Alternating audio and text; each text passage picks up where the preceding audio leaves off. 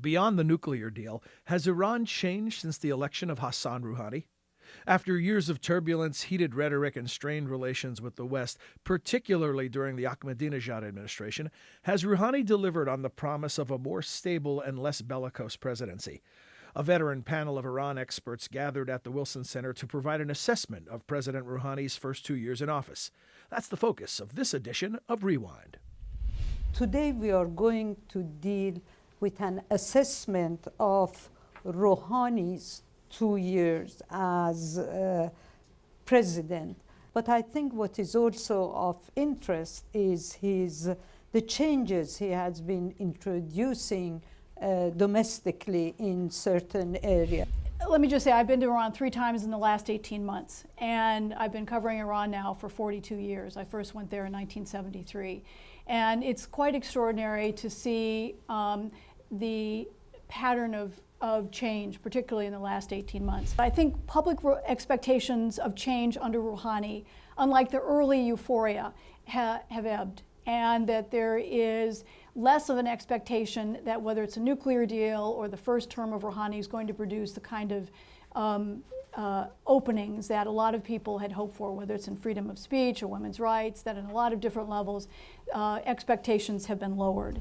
Iran may have only the veneer of democracy, but it has enough democracy that it's trapped in the same election cycle that we are, that they are looking already at what comes next. And I think that has really consumed the political environment for the last 6 months. But if you watch Rouhani's career, he's had a career obviously in the parliament, a career in the national security bureaucracy, and particularly on the nuclear issue. And then even his time in the political hinterlands during the Ahmadinejad administration, when he was effectively on the outs with the supreme leader, and one of the most early, frequent, and vocal critics of Ahmadinejad's policies.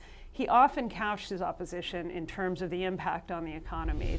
But what Rouhani did is put in a really experienced group of technocrats and try to implement a fairly careful balancing act. He didn't want to institute true austerity policies, but he needed to rein in liquidity, he needed to get a handle on inflation, and he needed to, in fact, impose some greater fiscal discipline within the government. And he managed to do that without triggering a recession, without sending the economy into a tailspin.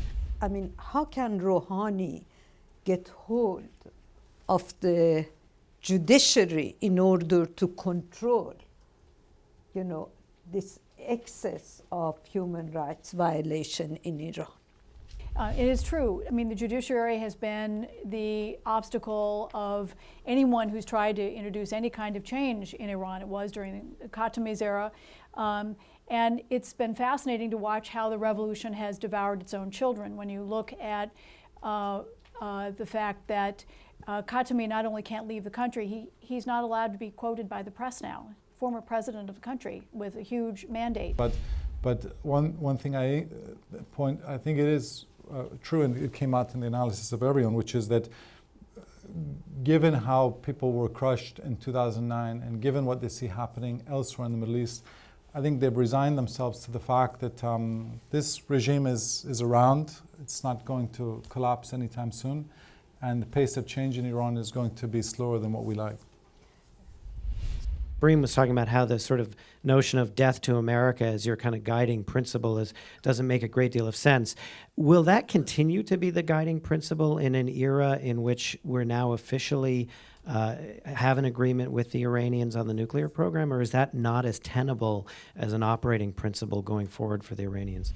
It was also the case in 1997 that only 100,000 people would attend Friday prayers, and the vast majority of Iranians were interested in moving on from death to America. The problem is that those 100,000 people are the ones who have power, and they have a monopoly of coercion. So this is one of the lessons I've again learned from the Middle East over the last decade, and it's the best analysis is the piece of poetry from Yeats, from his poem, The Second Coming, which is the best lack all conviction and the worst are full of passionate intensity. And that's unfortunately still the case in Iran. For more information on Iran and related topics, visit wilsoncenter.org. Click the Programs tab and search under the Middle East program.